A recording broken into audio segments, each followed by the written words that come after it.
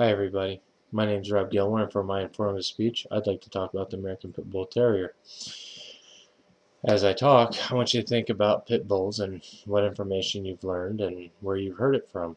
A lot of people get their information from the news, newspapers, or word of mouth. The problem with this is like the game telephone. A lot of people hear a story and then they carry it and it changes. A lot of times the media will report it was a pit bull, and that's a very broad term because you have American Stafford Terrier, you have a Pit Bull Terrier. There's lots of different breeds that fall under that term, and they never decide what's what. They just report it, and they call it a general term that catches people's eyes and sells their newspapers. The reputation of the American Pit Bull Terrier has been argued in the courts of public opinion for decades, but I think to try the breed fairly, you need to separate the myths from the facts. First fact is that the media likes to sell their newspapers and get you to watch their news broadcasts, so they'll say what shocks you the most. Last year, there was a statistic put out that in the past 8 years, pit bulls and Rottweilers make up 73% of all fatal attacks. This is a very broad statistic, as it doesn't say whether these dogs were attacking somebody or if they were falling back to protect their home or a master. So they could have been doing a good thing or a negative thing. A lot of times also, people will go get on the case of pit bulls and they start bad mouthing them and talking about how vicious they can be and everything else. Well, you're right, they can be. That was one of their greatest attributes, was their strengths, their loyalty, their dedication, their protectiveness. These are all things that people used to love about them, and now they're being exploited by the wrong type of owners. Owners that don't know anything about the breed, owners that want the breed for those purposes so that they can make them mean and tough. Those who don't socialize them, don't take care of them.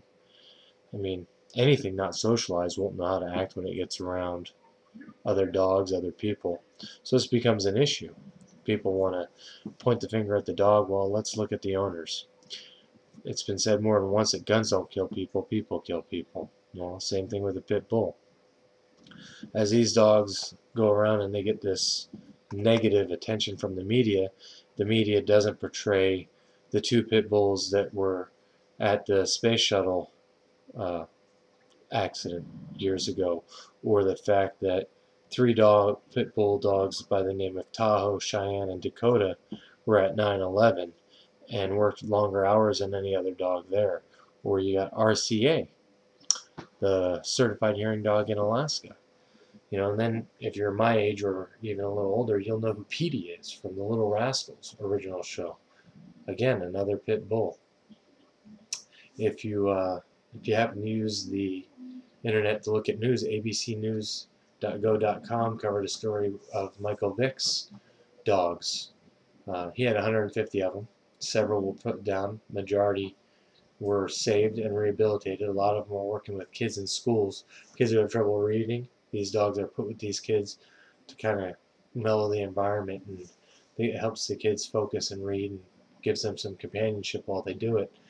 A couple other famous pits. Two of my favorites is you have you have Popsicle, who was a 5-month-old pit bull pup caught in a DEA raid. He ended up being recruited by Border Patrol and now is one of the most effective border dogs finding drugs and guns. And then one from the past is Sergeant Stubby. He was in 17 battles. Uh, he warned his fellow soldiers about gas attacks. He caught a German spy. He helped locate wounded in no man's land. Very prestigious dog, and actually the U.S. used pit bull as a poster child for many, many years. Today, pit bulls still do great works, and they're great pets. Jamie Foxx has them. Rachel Ray has one. Jon Stewart has one. Jessica Biel, Jessica Alba, Pink. So there's a lot of famous people that carry pit bulls as their pet of choice. And if you socialize them and you read up on them before you buy one, and you make an educated choice, the pit bull could be the right dog for you. The problem is a lot of people don't know how to separate the myth from the facts. One site that I used to do that was pitbulllovers.com. They talked about one of the myths is pit bulls do not get along with other dogs. Well, it's not true. They get along with other dogs just fine. Um, Another myth is pit bulls have locking jaws. This is an urban myth, totally made up by people who know nothing about the breed. Uh, their jaws don't lock. No dog jaw locks in like that. Um, Another myth is that pit bulls are more likely to attack you than another dog. That's highly fictional, not true.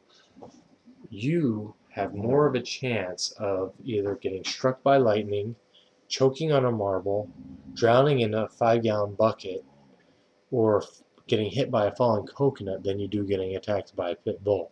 And that's even if one lives in the neighborhood with you. Um, these dogs have really gotten an unfair shake, and I think you should just read up on it, take a look at them, and give them a fair trial before you believe what you see in the media. Thanks for listening to my report, and have a good night.